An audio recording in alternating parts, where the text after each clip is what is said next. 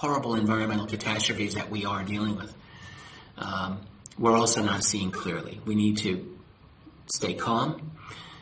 We need to assess each new event, not allowing ourselves to jump off immediately into a conclusion, but really taking time to try to investigate and find facts to support our position. And that's sometimes difficult to do, but one of the frustrations that some of my friends have with me personally is that I often don't have an opinion on every single new thing that happens.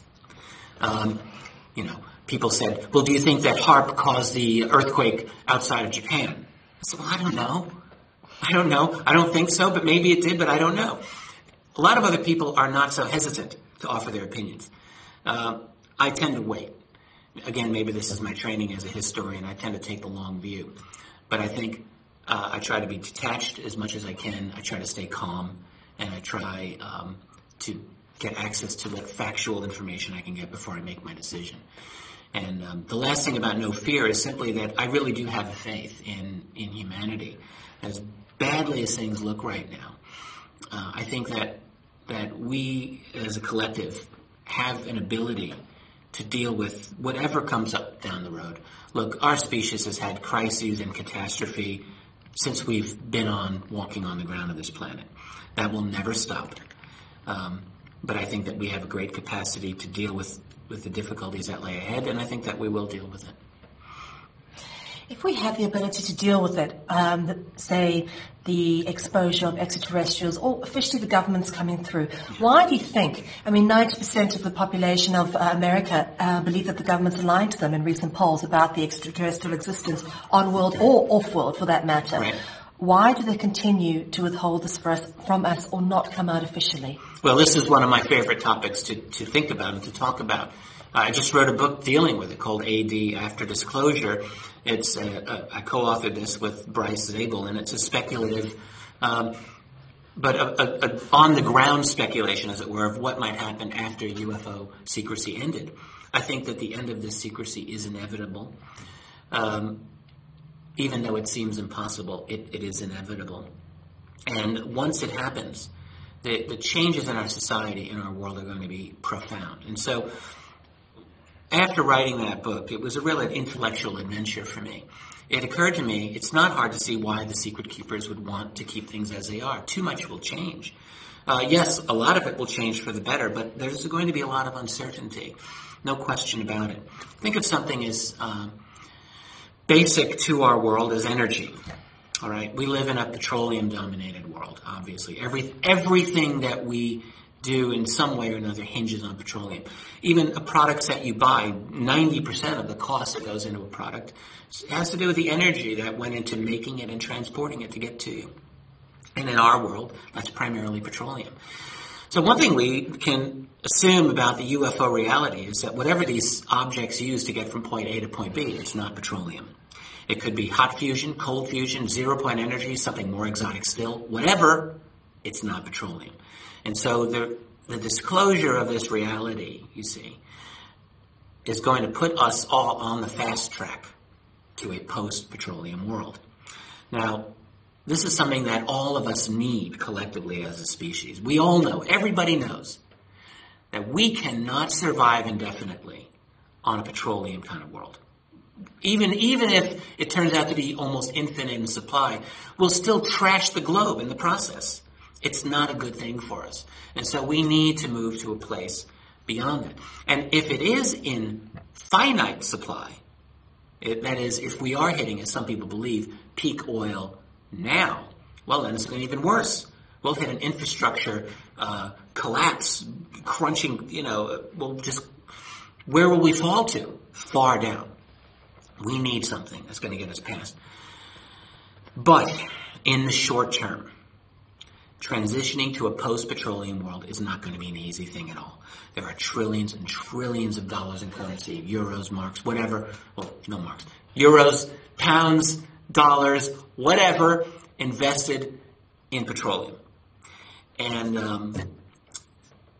those are enormous investments that are in danger of just going poof once there's disclosure on this reality. And those groups that have all this money invested in petroleum, they're simply not going to walk away from the table. There'll be a struggle there. And it'll cause disruption to the financial markets, I assume, and who knows. And then what happens if we all do get this free energy? Will it be utopia? You might have a device that will heat your home for free forever. That would be kind of nice. But what if it's possible for someone to transform that technology to a bomb that can blow up the Pacific Ocean? I mean, what if?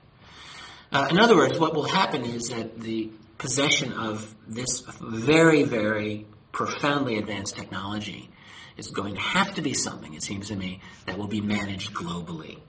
And that doesn't sound very nice to those of us who are already concerned about the development of a new world order, a global police state, right? So it seems to me that one of the great challenges in a post-disclosure world, one of the great opportunities, is that this disclosure, it doesn't have to be something that results in a global fascist police state. It might, and that's the danger. But it might also be that there's an opportunity here for the various world leaders, from the U.S. president to all other national leaders, to do two things. One, to find a sane, coordinated way to transition humanity to a post-petroleum world, and I think it would take global coordination. Actually, more than two things. Two, to coordinate ourselves globally to meet the challenge openly of this other presence on Earth. Whoever these other beings are interacting with us, it seems to me that we need to deal with this in a coordinated way. It's not just a U.S. thing. It's not just a UK thing. It's not just a South African thing. It's everyone. We have to deal with this in a coordinated way. And then three, here's the democratic moment here. Look at the United States, where in my country there's this massive, sprawling black budget apparatus that is clearly taking control of this secret, away from the U.S. president. Every indication says to me that the president is out of the loop on decision-making on black budget matters having to do with ET UFO reality. So that being said, after disclosure is forced, because that's the only way it'll come, the president's going to find himself caught between two poles. The people, on the one hand, who are going to be demanding democratic change. And then the elites, the people who put him into power to begin with. And there's going to be a real moment here where a president has to make a decision. Who am I going to side with? Now, he may choose to side with those elites that put him into power, but maybe not. Maybe not. And one of the things that I felt was important for me to write in this book is to show how it might be done in a democratic way and done well, in a way that makes everyone happy. So I ultimately come back with a faith. I don't pretend that it's knowledge. It's a faith. What is faith? A little bit hope, a little bit belief, a little bit knowledge maybe.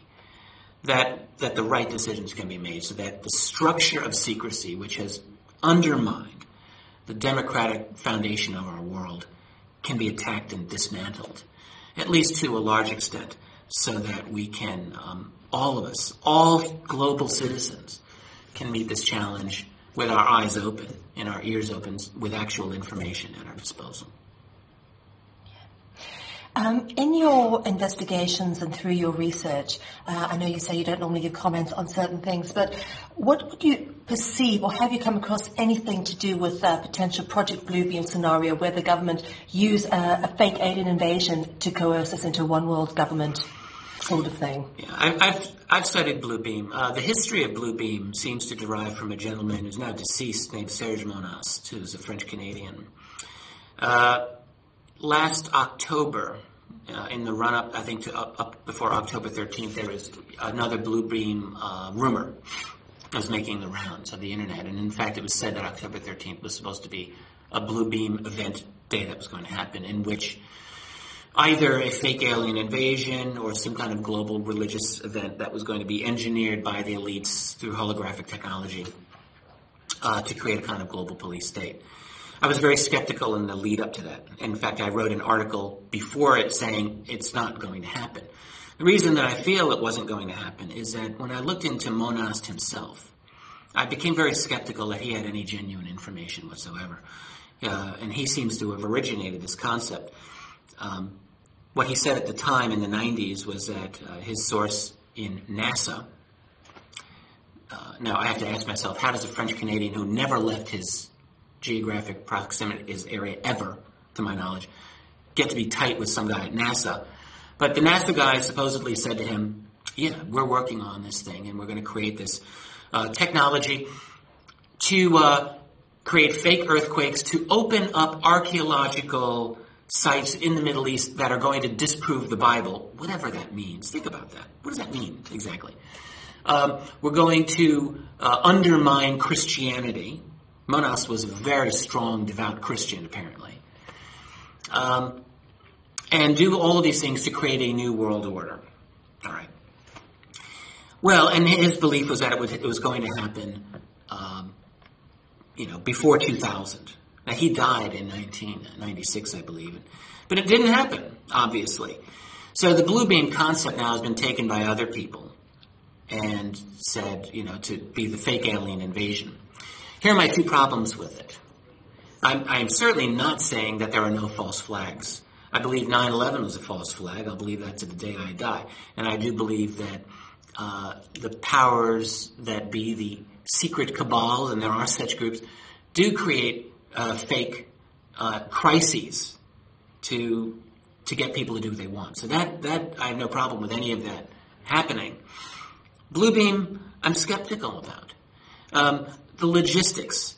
How do you create a fake alien invasion, really, and make it credible, not just to the people, but you've got a global scientific community. Keep in mind, they're not just skeptical about aliens and UFOs. They're overtly hostile. And unless you have a way to shut every one of them up and prevent them from expressing a lifetime worth of opinions on this, you're going to have your work cut out for you. It's not just like it's a simple walk in the park. Oh, yeah, we'll create a blue beam scenario, scare the shit out of people, and make them submit to our fascist state. I just see that as a very tall order. And then the technology involved globally to do that, to really to convince people. I see that as difficult, very difficult. And if I were the guy trying to organize this, I would be beside myself with logistical nightmarish issues. How do you really do it?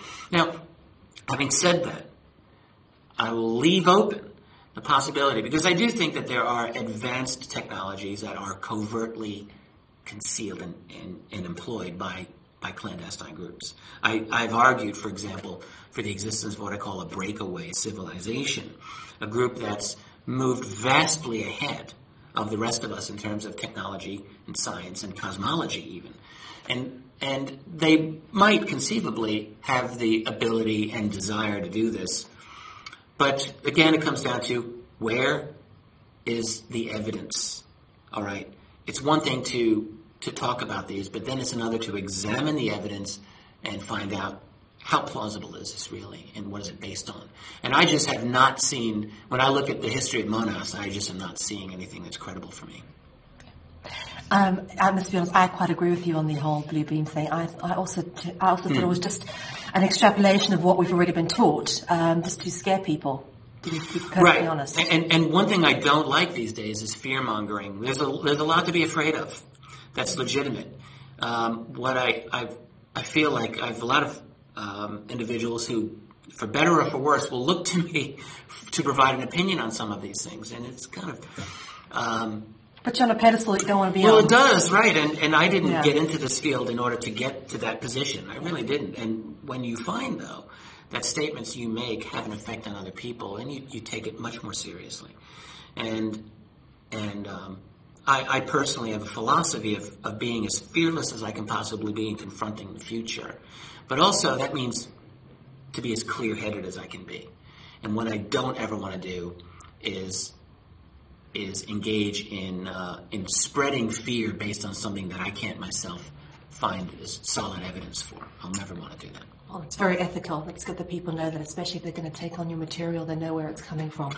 And thank you. And that is why I sometimes am slow, not fast, to react to new events. But I'm very happy with that. I don't think it's a smart philosophy in anyone's life to react immediately to events around you. I think all of us need time sometimes to sit and to think. And it's harder in our age today.